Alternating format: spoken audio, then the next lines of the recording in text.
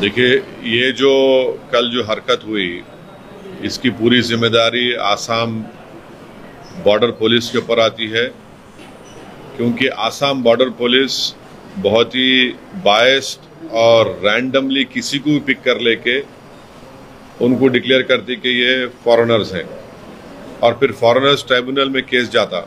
और foreigners tribunal का भी जो तरीक़ा जो है वो बड़ा एक्सक्लूजनरी है, आर्बिट्ररी है। और तीसरी बात यह है कि सेक्शन 9 ऑफ जो फॉरेनर्स का एक्ट है, उसमें बर्डन ऑफ प्रूफ जिन पे आर्बिट्रर्स पे लगाया जाता है कि ये भारत के नागरिक नहीं, उन पे आ जाता है।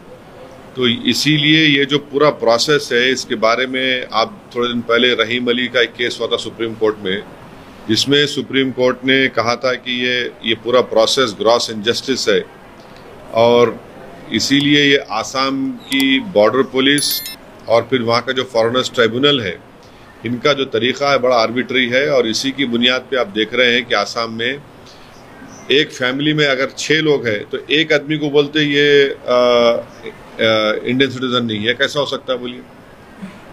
फैमिली में अगर पूरे होना, एक को बोलते, और फिर एक जगह पर इन 28 लोगों को जमा करना वहाँ पर, और जमा करके एक तमाशा करना, और उनकी चीख पुकार की आवाज़ें जो सबको फिक्रमंद और परेशान कर रही है।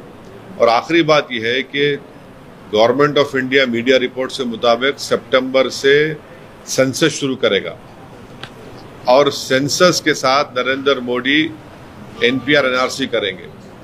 जो स्टेट्स जैसा तेलंगाना है, यहाँ पर तेलंगाना की असेंबली में एक रेजोल्यूशन पास हुआ असेंबली में यूनानिमस के सेंसस होगा मगर एनपीआर एनआरसी नहीं होगा। मगर मोदी ये चाहते कि सितंबर में सेंसस होगा तो एनपीआर एनआरसी के साथ कराया जाए। अब जब एनपीआर एनआरसी होगा तो यही नज़ारे पूरे मुल्क में नजर आएंगे हमको, खुदा ना खास्ता। सर, लीगल एस्पेक्ट्स को कंसिडर करते हुए इन लोगों को बताया गया है कि ये फॉरेनर्स नहीं, वो सही है।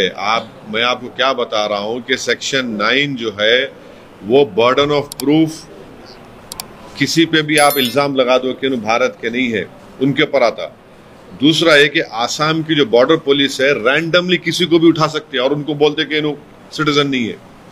और फिर 2017 में यही ट्राइब्यूनल के मेंबर्स को रिन्यू नहीं करे, गवर्नमेंट वो जवाब दाखिल करी है बोल करके वो लोग काम सही नहीं कर रहे। काम सही नहीं कर रहे का मतलब क्या है कि ज़्यादा लोगों को आप लोग डिक्लेयर नहीं कर रहे कि ये इंडियन सिटीजन नहीं है। तो ये पूरा प्रोसेस आर्बिट्री है। और रिसेंटली मैं आपको एग्जाम्पल दे रहा हूँ, रहीम अली का केस है सुप्रीम कोर्ट में, जिसमें सुप्रीम कोर्ट ने कहा कि ग्रॉस इनजस्टिस है पूरा जो इनका तरीक़ेकार है, और वो बेचारा मर गया जब जजमेंट आया। तो ये बड़ा ही अच्छा, इनको आप अब लिख जाके डिटेंशन में रखेंगे। डिटेंशन में जब रखेंगे 2 साल रखेंगे उनको वहां पर, आप डिपोर्ट भी नहीं कर सकते ना बांग्लादेश को। उनको चलिए डिपोर्ट करके दिखाइए बांग्लादेश को। बांग्लादेश नहीं डिपोर्ट, बांग्लादेश एक्सेप्ट ही नहीं करता है इन लोगों को। अब डिटेंशन में रहेंगे, डिटेंशन में उनकी बेल होना या तो 6 महीने में होगा या फिर जो भी हो कोर्ट डिसाइड करेगा, मगर 2 साल वहीं रहेंगे वो लोग अपनी फैमिली से।